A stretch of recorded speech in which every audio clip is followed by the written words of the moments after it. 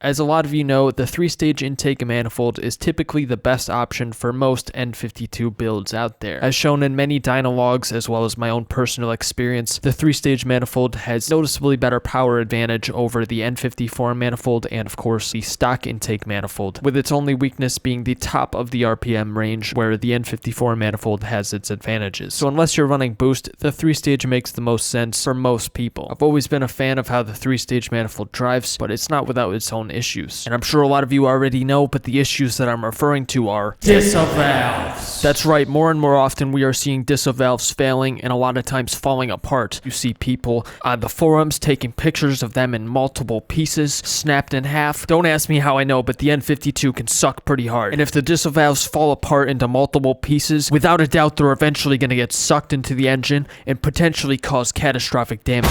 So once I realized that my DISA valves were failed too, it inspired me to get to the bottom of the failure points so I could develop a solution. So today I'm proud to announce my invention of the Lifetime DISAs, which I'm going to tell you all about in today's video, but first and foremost I need to give a huge shout out to two people who helped make this dream a reality and help get me off the ground with this whole idea. And they are Chris Fletcher, the owner of Printables Auto, and Nick Fuller, the owner of Tort Motorsports. The collaboration between the three of us has led to this revised DISA valve design which addresses the common failure points. And when combined with a catch can, I believe that this is a permanent solution to DISA valve failures. That is why I call it the Lifetime DISA. Now to convince you that my product is better, I need to show you what's wrong with the original design. Here's a look at the two OEM style DISA flaps. I'm going to go over the differences and the problems with these. This is your common, very cheap one. I'm going to define some terms here, but this I call the flap, this I call the pin, and then this one has this metal top part that the axis spins on. I call it the dowel. Taking a look at this is completely made out of plastic. This is brand new, it's never been used. This is a 6-sided hex at the bottom. If you look closely, you can see that, but it's made out of plastic and it's keyed into the bottom of the flap here, and only keyed that very small distance right there. So it slots in and it goes completely through where it reaches the top part of the casing where it pivots around that point. You can also see that there's a little bit of play and being plastic on plastic and experiencing torque and different forces on the flap itself, catching wind, that this over time is not gonna be too good. But the main problem with these ones is that it's a single piece made out of plastic. These are the ones that snap in half. Once the pin snaps in half, I've seen them snap about here, and I've also seen the whole bottom part snap off. But once that happens, then this whole thing is loose inside of your engine. This is how it's assembled into the case. And then there's a series of gears in the bottom of the case that turn this gear and dictate the direction of the flap. The key takeaways: it's a single piece and the whole thing is plastic. It's got this 6-sided shape. These are the most common to fail. So here's a look at what's usually considered to be the better design, but they still experience some failures. This was actually one that was in my car, and as you can see, this is how this failed. So it's similar but different. As you notice, the pin is shorter. The way that mine failed was what was a 6-sided shape is now a single-sided shape. It's completely rounded off, so much so that it couldn't even turn this thing anymore. So it made a loud noise.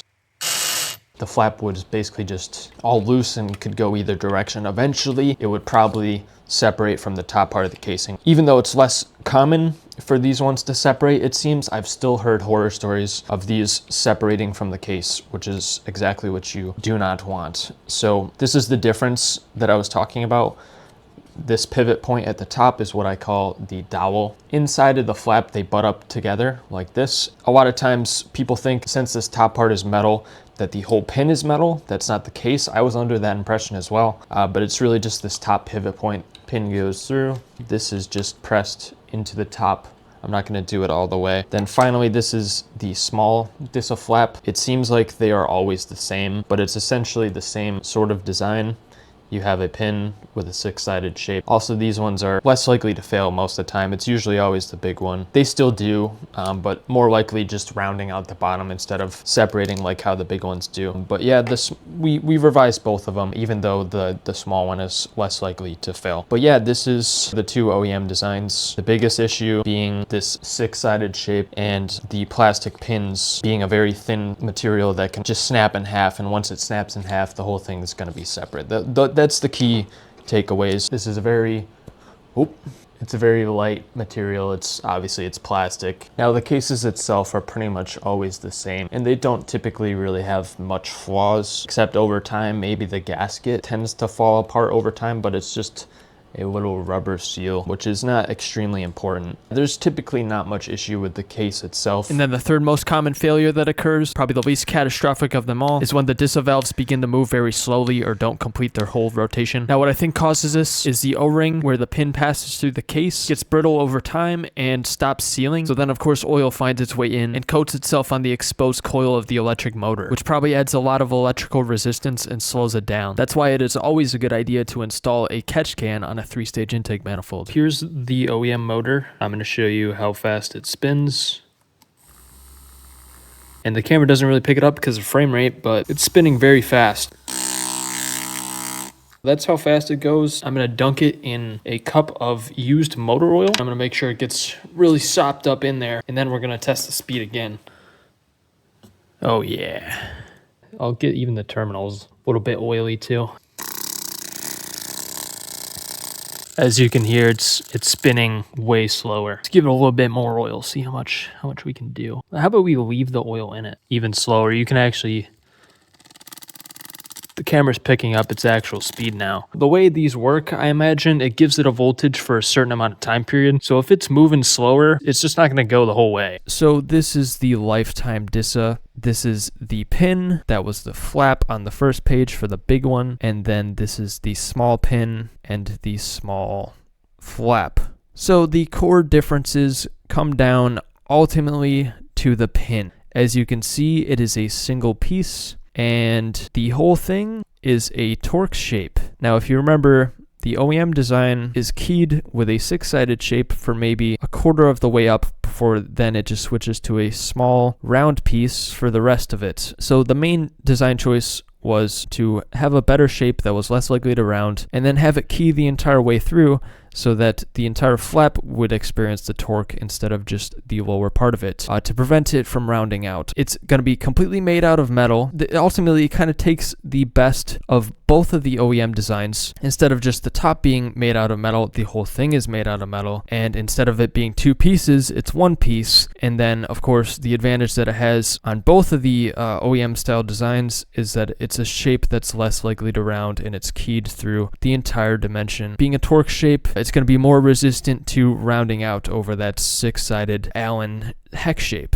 Looking at this flap, we maintained a very OEM looking design. It looks pretty much identical, of course, with some extra branding. We tried to resemble the OEM design as much as possible, even with this waffle design. We suspected it might be there to increase turbulence when it's open and air is passing through it, but it also could have been there for structural support. This is pretty much identical to the OEM one, but of course modified to accommodate the Torx key, which goes through the entire duration of the flap. And then here is the smaller pin. Exact same design, except it's smaller to accommodate the smaller flap, which, same thing, is the Torx shape keyed through the entire thing, and of course has some nice branding on it as well. These are both currently in production. So unfortunately, I don't have real photos of the pin, but I do have real photos of the flap. This is what you're looking at right now. This is actual photos. This is printed from a very high temperature resistant filament, which can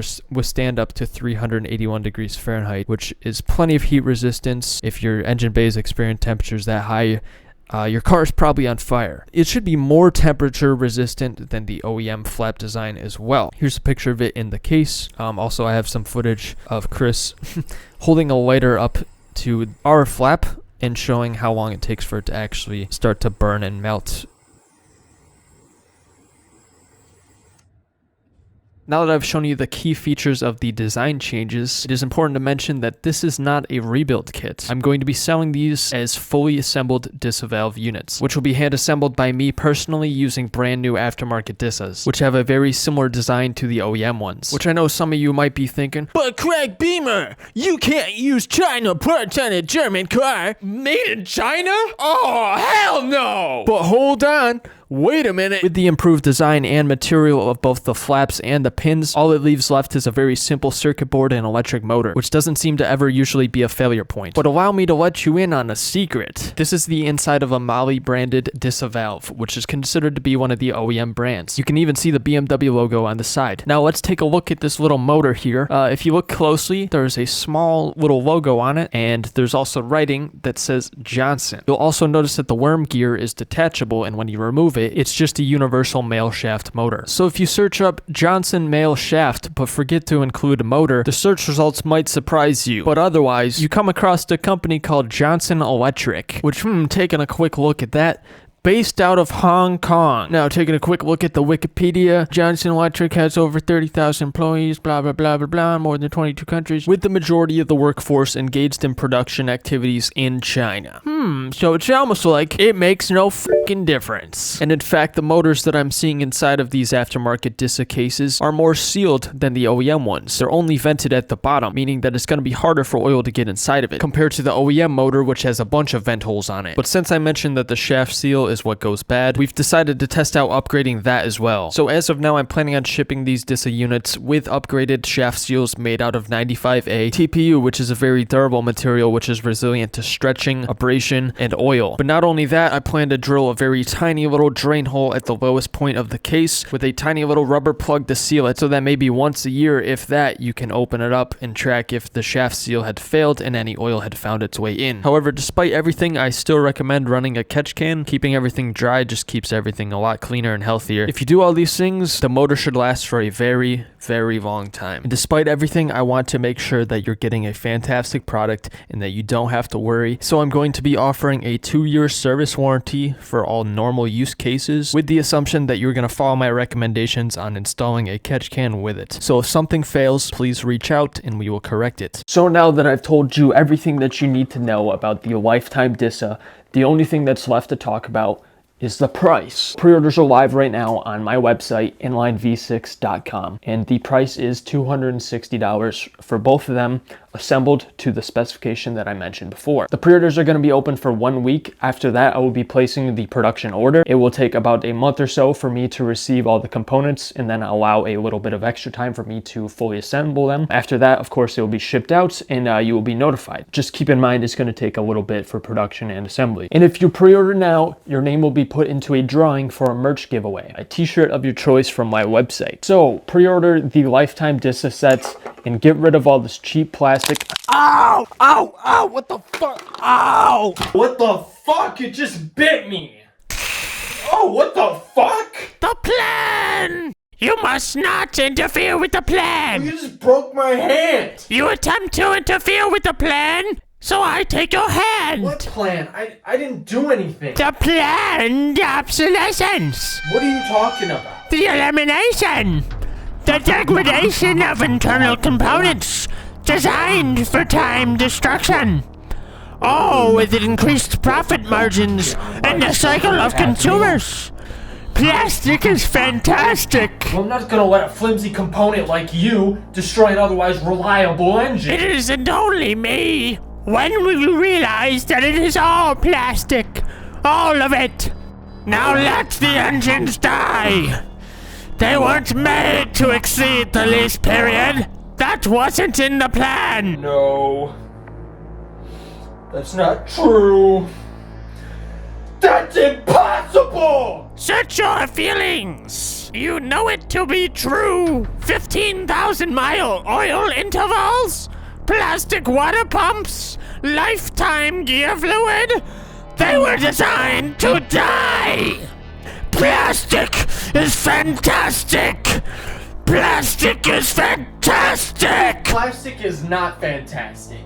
Plastic is crap. And you're just a hunk of plastic crap. Plastic crap? You sound awfully descendant of the man who hates BMWs the most. Scotty Kilmer has taught you well, but you should have learned to hate BMWs as he does. Scotty Kilmer does not hate BMWs anymore. He just hates cheap plastic components like you. He wants what we all wanted at BMW, to destroy our engines. It was all in the plan. Now put me back in the manifold where I belong. The oppression of cheap plastic components will never return. You have lost. No, you have lost. Yeah, listen, dude, I don't fucking have time for this shit. I really don't care. I'm getting a hammer and I'm smashing you to pieces. No, please. I'm too weak. Put me back in the manifold now. All right. I've just about had enough with all this talking plastic crap. I thought it was in my head. Ha ha ha ha ha. Hey, Craig, good job with the Lifetime DISA. Scotty Kilmer? You're goddamn right. Ha ha ha. Now I ought to do what I should have done a long time ago with this plastic crap.